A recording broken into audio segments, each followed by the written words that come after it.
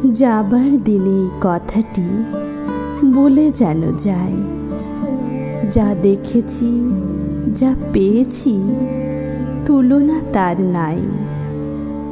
এই জ্যোতি সমুদ্র মাঝে যে শতদল পদ্ম রাজে, তারই মধু পান করেছি, ধন্য আমি তাই।